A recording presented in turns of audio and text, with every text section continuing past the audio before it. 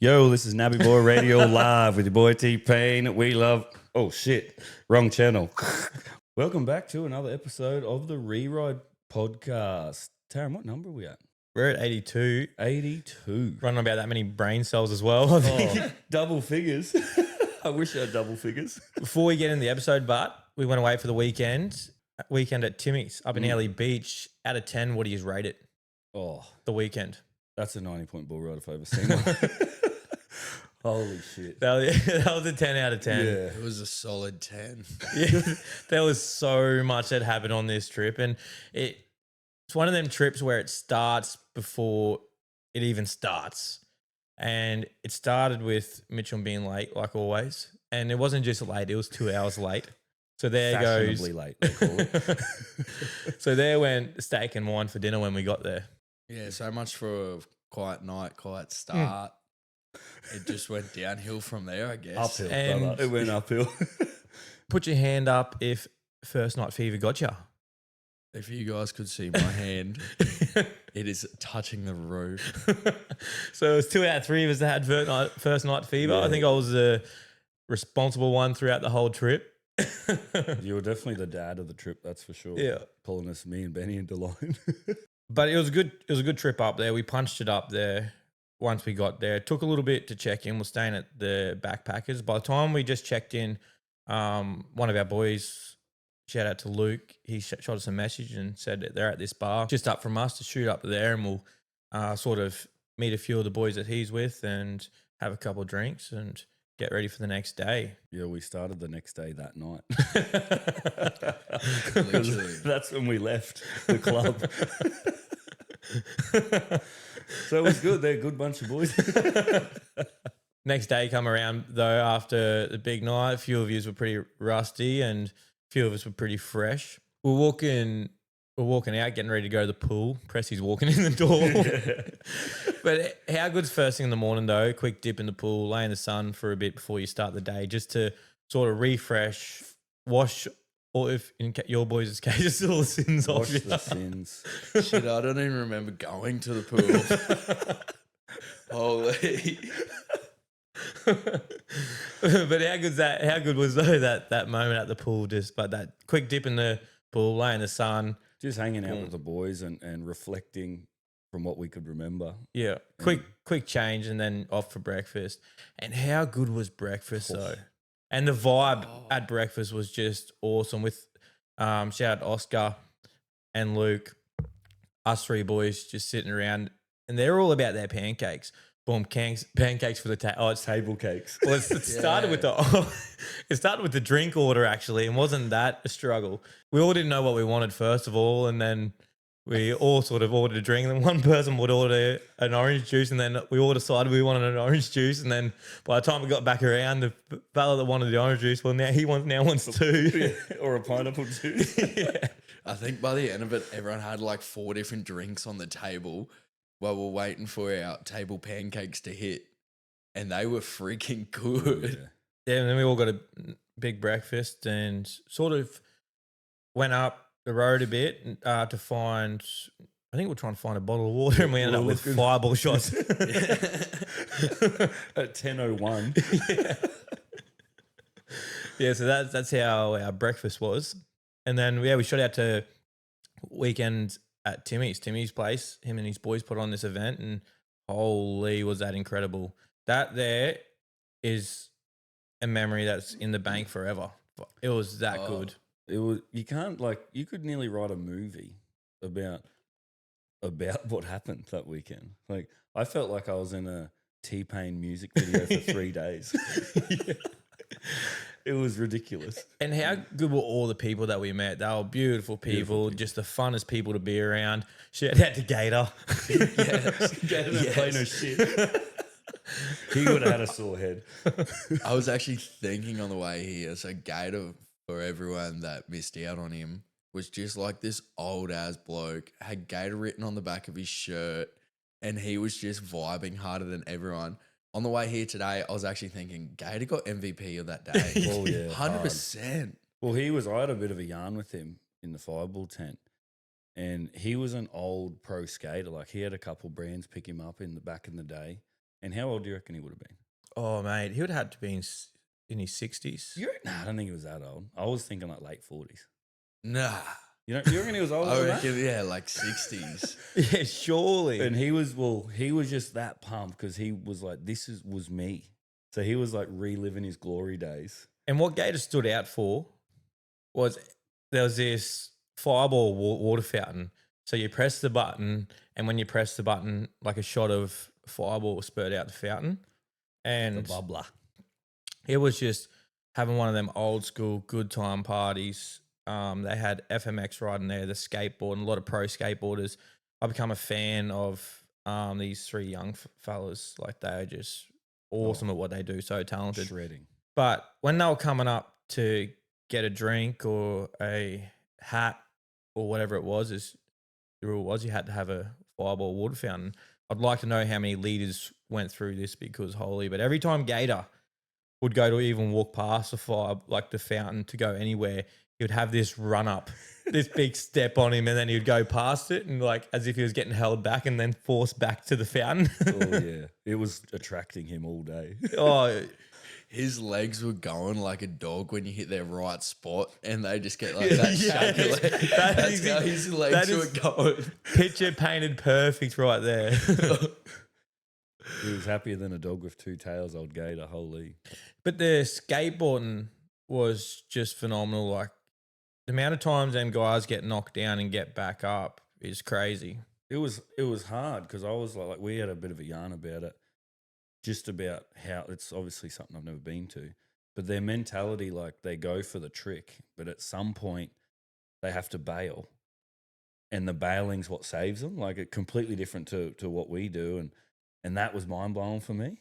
And the way that you can tell that they've had a lot of stacks throughout their time is when they can just nail a position in any way that they're getting thrown off this skateboard on their knees, sliding down the ramp. Yeah, they just landed majestically every time.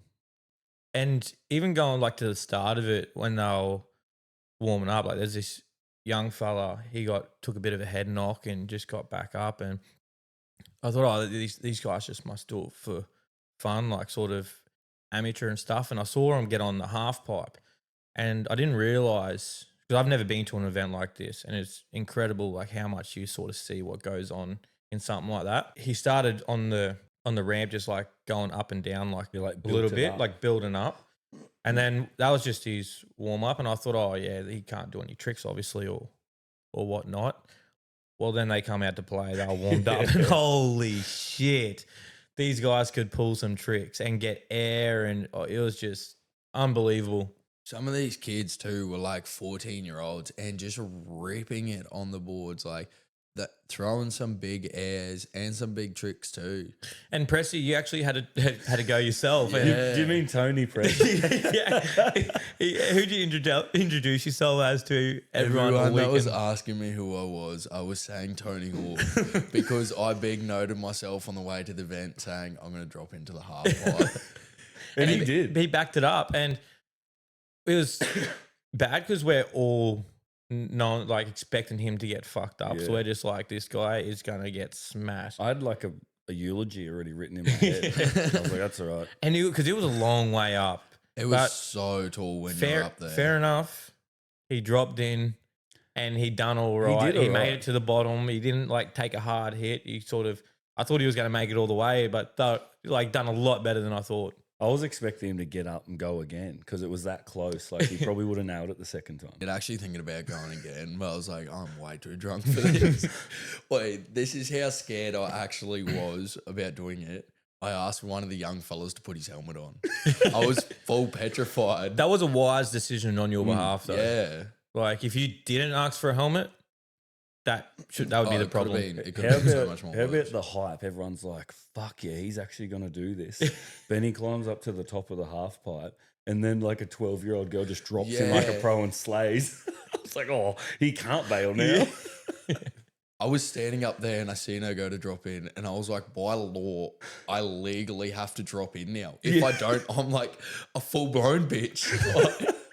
And they had like bands playing there as well. They had the motorbikes. They had a skate ramp where you jump over a limo. Limousine, all the piss was free. So you can just imagine how that went. It went as well as Mitchell and Pressy rocking up in a cold shirt and going home with a different shirt each. Represent. Yeah, shit, I actually did take a different shirt home. I felt so comfortable in an environment that I felt uncomfortable sort of to go to. Yeah. Like once I was there, I was comfortable. Like the people were so cool and everyone was there just having the best time. And like I said to you boys when we left, I was like, I haven't had that much fun in maybe 6 years or so. Like that's how much fun this event was. Well, one of the boys hit me up on Instagram before. He's like, mate, my guts is still sore from laughing that hard. Shout out to Paul. Yeah. Shout out to Big Blue. We won't get into the story, but that person brought so much joy into a lot of people's lives throughout that weekend. And John Jones too. Yeah, John Jones. How good was that? There was this fella we met at the skateboarding. Anyways, I was yelling to him right before we left to go out that night. And we're going out to get dinner, then go for a couple of drinks. And I said to this fella before we left, I said, oh yeah, we're heading off now. So if I see you out, we'll catch up. So Pressy and I get in a drink and there he is. So I'll start yarning to him. Pressy, I think, is that where you met him? Yeah. At that point? Yeah. So that's where I met him too. Yeah. So yeah, you guys met him there and I was trying to get some drinks while Pressy and old John Jones was yarning and apparently he pulled this blonde girl's hair. So just as I've come back with the drinks, this girl's walking past him, Superman punches him, just clocks him in the jaw. Full of superhero spec. He's still invested in talking to Pressy. So he's got King Superman hit and she keeps cruising. She keeps walking and he doesn't make a slight move or sound, just goes, checks, and puts his elbow up by like his chin where he got hit. Just checks. And if that didn't cement the fact that we were calling him John Jones all night, I'll never forget that for the rest of my life. That's how I knew I was talking to John Jones, is when he checked that. So Pressy, funnily enough, got a video for the weekend of John Jones and didn't realise, but Mitchell, you were actually there getting a photo with him. Yeah, in the video. We were having mad yarns. So Pressy convinced everyone that he was a pro skater and met John Jones. Well, I was there talking to him and Pressy convinced me that it was John Jones. That's how convincing he was. I actually convinced that blonde Sheila, I seen her later in the night. Yeah. I also convinced her it was John Jones. That she'd punched John Jones. If she's not bragging about that this week at her workplace or whatever, oh. How about on Saturday night, I thought we were going into this pub to go and get dinner, and you fellas have just rolled in and just said, hey, do you just want to go to Bliss and Esso? Yeah. Well, we're actually as we're walking down, so we finished dinner, had a good meal apart from them being our steaks. So we had to have chicken. And walking down there, and we're like, oh, yeah, so what are we going to do? And Luke goes, oh, actually, I know a guy that's in town here. So casual too. Yeah, so casual. He's like, I'll hit him up. I think obviously Bliss and Esso are playing. So he hits him up and it turns out it's Bliss and Esso's manager. So, and Luke is friends with him. So Luke's got us tickets to that. So off we go into Bliss and Esso. We were upstairs behind the band just getting loose.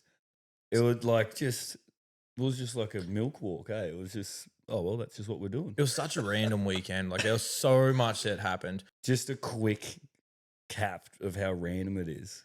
I was up on the half pipe taking a video of the skateboarders.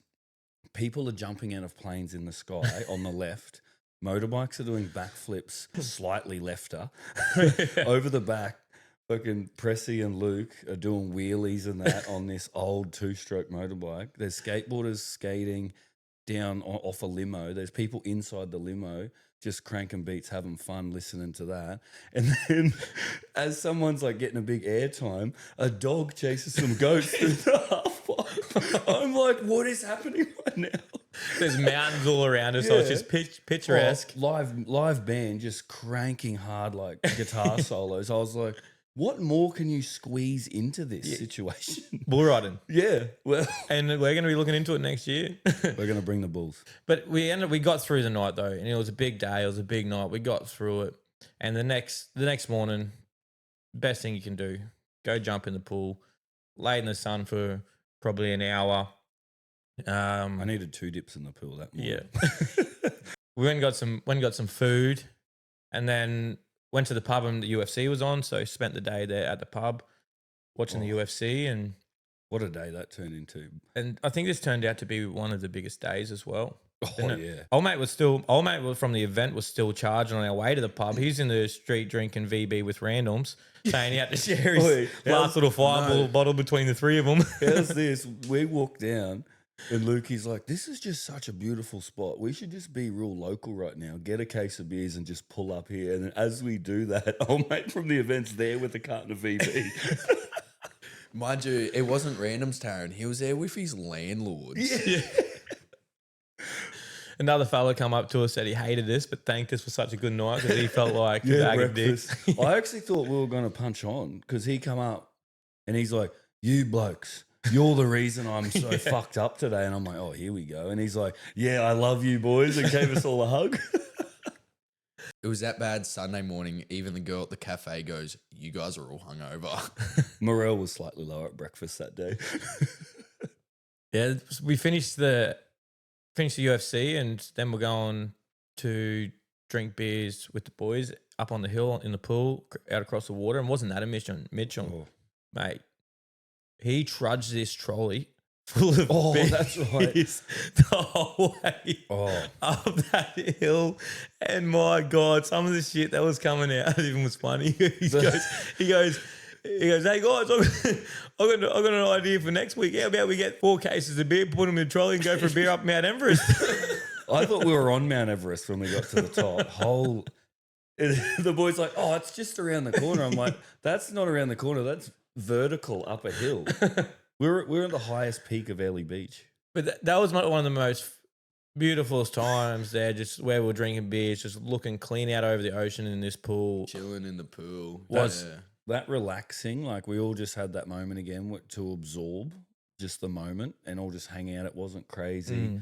Just reflect on how lucky we are to be able to do this with some choice people. We finally got our steak and wine night, Taryn. Yeah. It took a couple of days, but we got there. We did. We got our steak and wine. You got to have it. I think every time you go out, no matter where it is, for however long, you got to have your steak and wine night. That was good, yeah. What was that restaurant? Holy, that was a mean steak. It was KC's. That's what. Yeah.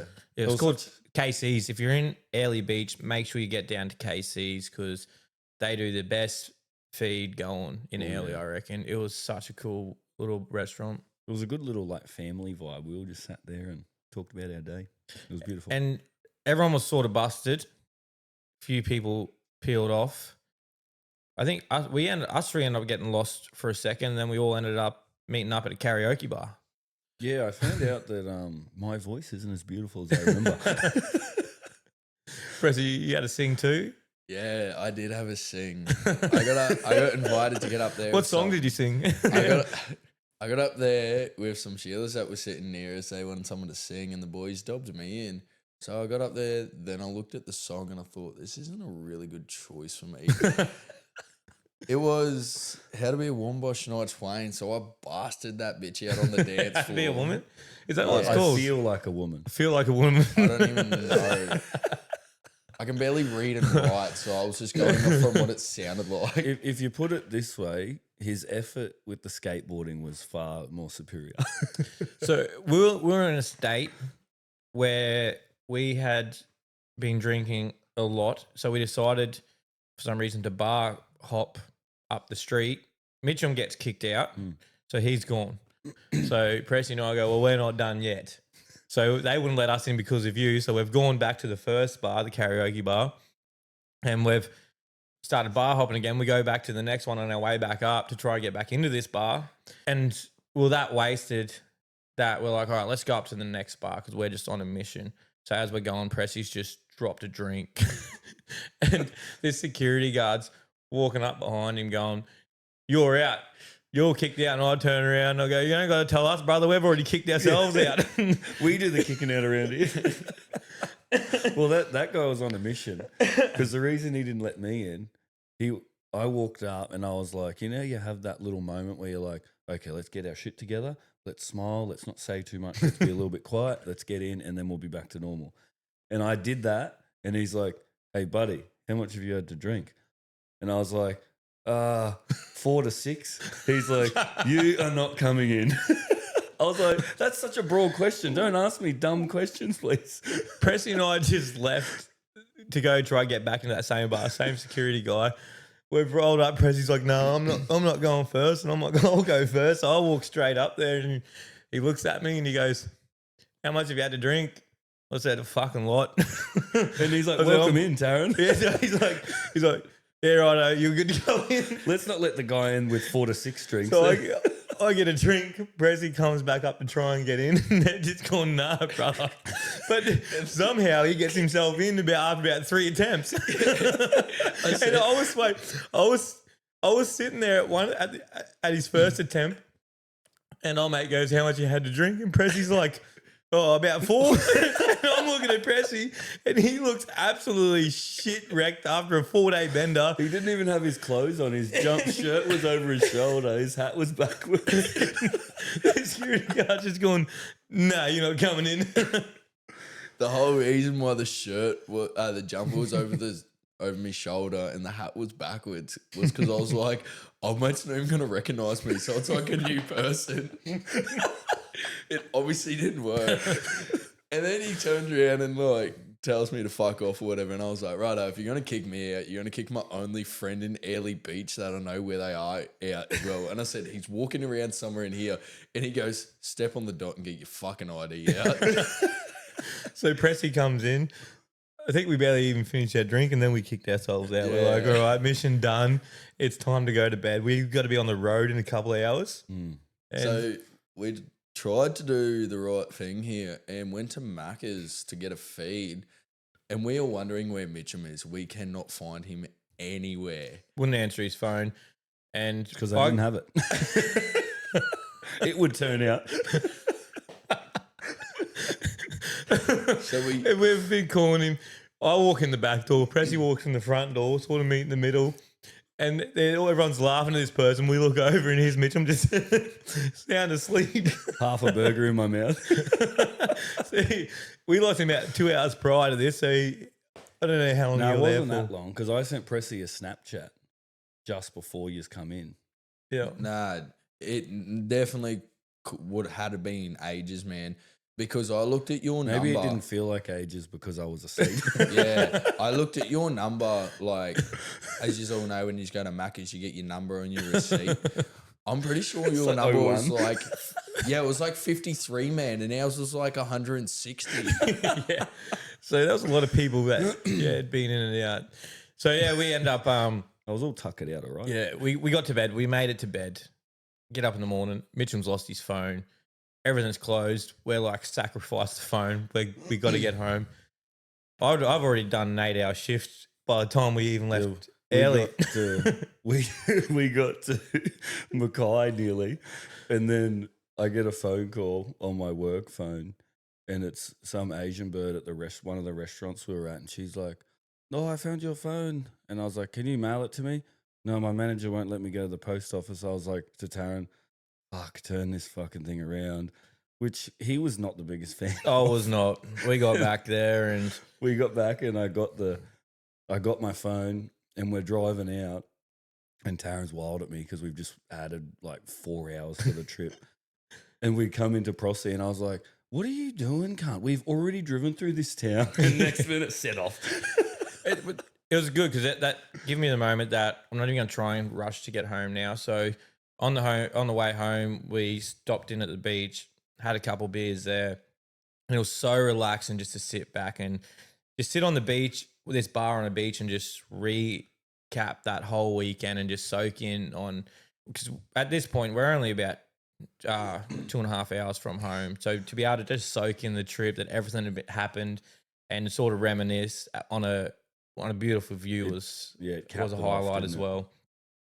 But yeah, 10 out of 10 weekend. Shout out to Timmy, his boys, Luke and Oscar, Fireball. Everyone involved was like, we didn't meet a bad person. It was unbelievable. It was a trip of a lifetime. Yeah. That's something I didn't think I'd ever be involved in, and so grateful. And next year, look out for it. Jump over to Instagram, Weekend at Timmy's, and I'm telling you have to go experience this because it is unbelievable. The weekend there, it is so good. You gotta have that dog.